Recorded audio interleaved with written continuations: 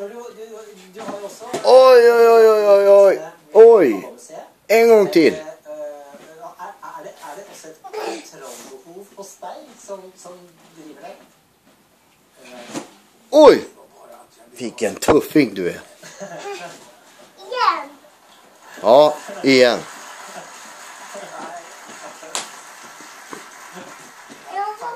Faktiskt var det så att det plötsligt stod klart för mig att nu skulle det bli ett museum i Stockholm.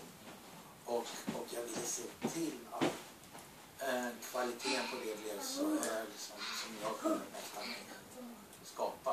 Och därför blev det arrangerad. Inte för att jag ville. Men sen var det ganska kul när det väl satt igång. Liksom. Han var ju skogat den där förbi pappas unge mannen med de konstiga kostymerna. Ja, det gjorde vi när vi var på husmusmästaren.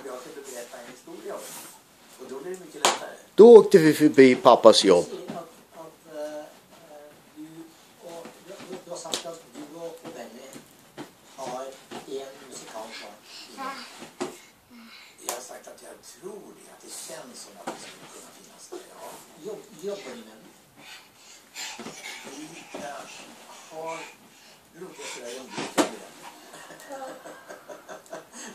Vi har några idéer i omlopp. Ja. Är det bra?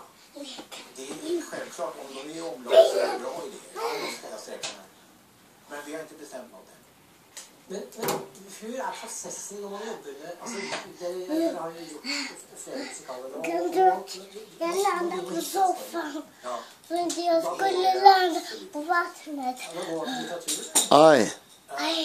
Man kan gå till litteratur, man kan gå till dramatik, man kan gå till film. Och man kan börja från scratch också, naturligtvis, som vi gjorde med chess. Men det är vilket som av dem. Det är det som kommer först, liksom, den bästa idén som kommer först. Men du säger som, kanske en musikal kvar, så är det ju lite vemodigt också, för det är ju lite sånt som man säger när man har gjort en viss ålder. Ja. Och du är ju en person som tänker mycket på döden. Jag tänkte mycket mer på döden för kanske 5 år sedan än jag gör nu. Hur då? Ja, alltså... Då var jag 65. Och man kan ju få lite så här dödsnoja. Du är för ung för att förstå riktigt vad jag menar. Men när horisonten kryper närmare